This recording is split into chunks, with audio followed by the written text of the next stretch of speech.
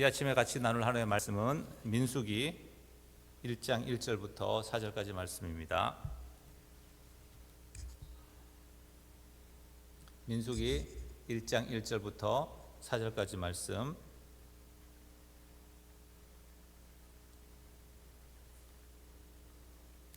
같이 한 목소리로 교독 읽겠습니다. 이스라엘 자손이 애굽 땅에서 나온 후 둘째 해 둘째 달 첫째 날에 여호와께서 시내 광야 회막에서 모세에게 말씀하여 이르시되, 너희는 이스라엘 자손의 모든 회 중 각 남자의 수를 그들의 종족과 조상의 가문에 따라 그 명수대로 계수할지니, 이스라엘 중 20세 이상으로 싸움에 나갈 만한 모든 자를 너와 아론은 그 진영별로 계수하되 각 지파의 각 조상의 가문의 우두머리 한 사람씩을 너희와 함께 하게 하라. 아멘. 이제 3주 동안 우리가 민수기 말씀을 가지고 같이 나누기를 원합니다. 민수기는 영어로 하면 Numbers라는 그런 책 제목을 가지고 있습니다. 그래서 백성을 계수하는 그러한 의미의 이제 책 제목이 되는데요. 민수기에는 두 번에 걸쳐서 백성을 계수를 합니다. 오늘 읽은 이제 민수기 1장의 말씀에서 한번 계수를 하고, 그 다음에 40년이 흐른 다음에 이스라엘 백성이 광야에서 40년을 이제 방황을 하고, 그 후에 다시 한번 26장에서 또 백성을 계수를 합니다. 그러면서 1세대 출애굽한 1세대를 계수를 하고, 그리고 40년이 흐른 다음에 2세대 가나안 땅에 들어가기 직전에 또 이스라엘 백성을 계수를 합니다. 그때 그 숫자를 보면 60만 명에서 늘어나거나 줄어들지 않고 동일하게 유지되는 걸 볼 수가 있습니다. 어쩌면 민수기의 시간들은 하나님의 관점에서 보았을 때 이스라엘 백성으로서는 허비하는 시간이었고, 그 이유는 이스라엘 백성이 하나님의 말씀을 신뢰하지 않음으로 인해서 가나안 땅에 들어가지 않으려고 하는 그러한 불순종으로 인해서, 그럼에도 불구하고 하나님은 그들을 다 진멸하지 않으시고 광야 40년을 방황하게 하십니다.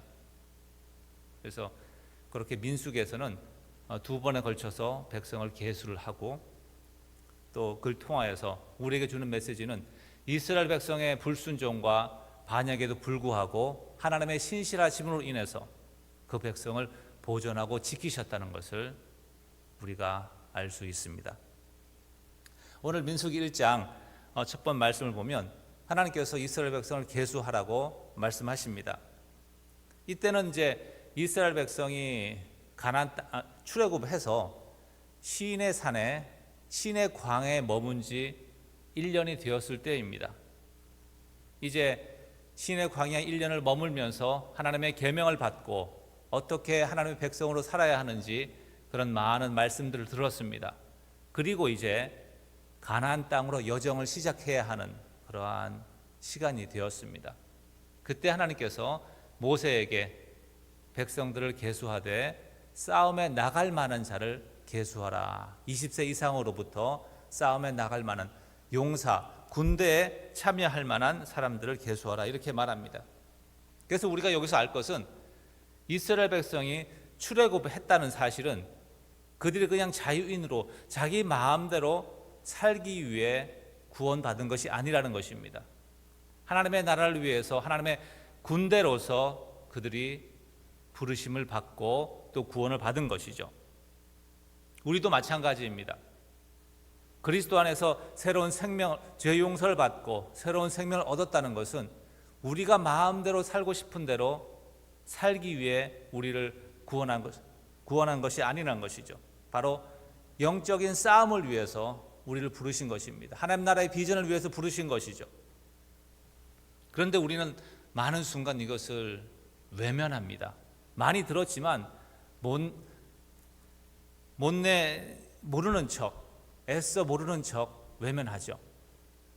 그래서 세상에서 나의 꿈과 나의 소망을 쫓아갑니다. 근데 하나님은 우리를 하나님의 군대로 부르셨거든요.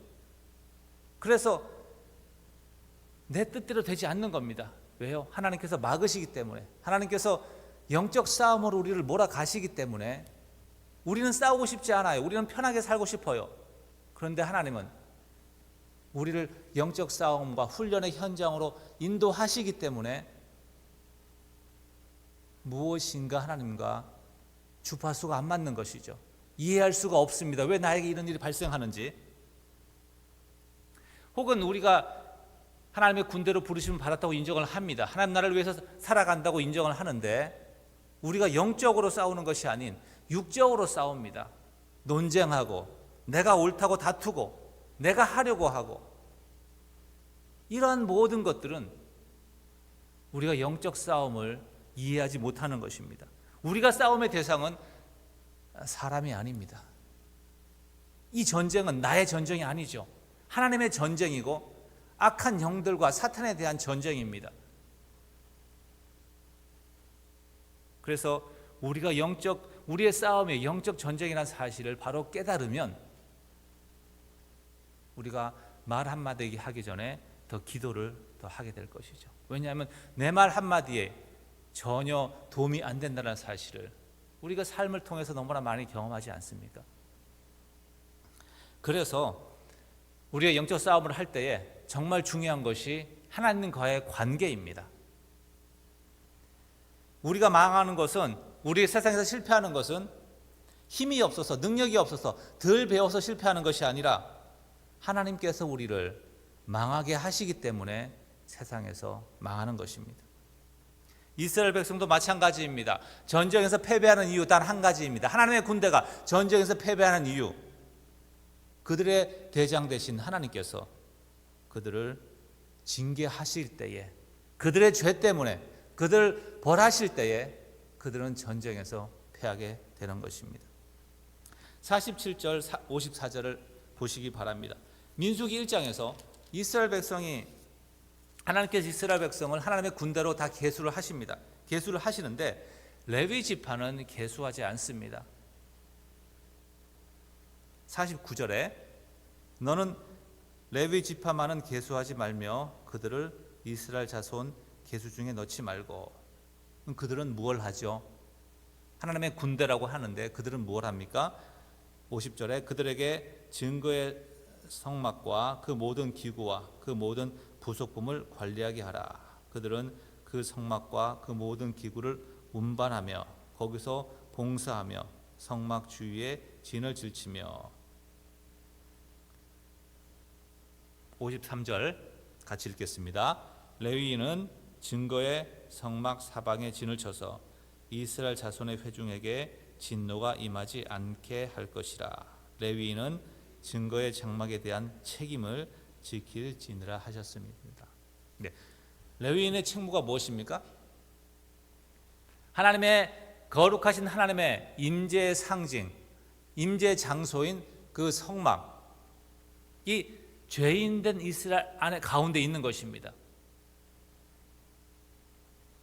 그래서 이스라엘 백성이 하나님의 거룩하신 성막에 대해서 임의로 대하거나 접근할 때에 그것을 막기 위해서 레위 지파가 그 가운데, 그 중간에 위치하는 것이죠.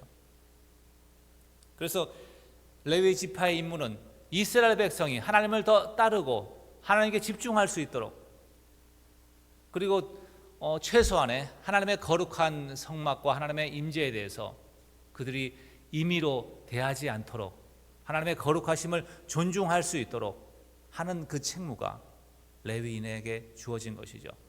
하나님의 진노하심으로 이스라엘이 망하지 않도록 하는 그러한 책무가 레위인의 것이었습니다. 말씀을 정리를 합니다. 우리는 하나님의 군대로 부르심을 받았습니다. 우리는 영적인 전사입니다. 그리스도의 증인입니다. 이것을 외면하지 마시기 바랍니다. 그리고 또 이것을 내 개인의 생각과 개인의 욕심으로, 욕망으로 이것을 감당하려고 할 때에 우리는 오히려 실패할 것입니다. 그러므로 우리가 가장 신경 써야 할 것은 나와 하나님과의 관계입니다. 사역에서 드러나는 어떤 것이 아닌, 내가 무엇을, 하나님의 교회를 위해서 무엇을 하는 것이 아닌, 나와 하나님과의 관계가 가장 중요하다는 사실을 오늘 말씀을 통하여 우리가 알 수가 있습니다. 늘 말씀을 가까이 하고 기도하시며 또 성령님의 음성에 순종하시는, 그렇게 하심으로써 그리스도의 승리를 날마다 경험하는 그런 복이 있기를 원합니다. 기도하십니다. 아버지 하나님, 참으로 감사합니다. 세상 가운데 노예로 살아가던, 돈과 성공의 노예로 살아가던 우리들을 구원하셔서 하늘의 비전을 보게 하시고 참으로 그리스도의 용사로 세워주시고 증인으로 삼아주니 참으로 감사합니다. 우리가 이것을 잊지 않게 하시고 영적 싸움을 나가는 전사로 부르심을 받았사오니 도망가지 않고 또 내 생각으로 내 혈기로 감당하지 않고 오직 주님께 집중하며 주님과 동행함으로 늘 승리를 경험하도록 인도하여 주옵소서. 예수 그리스도 이름으로 기도드리옵나이다. 아멘.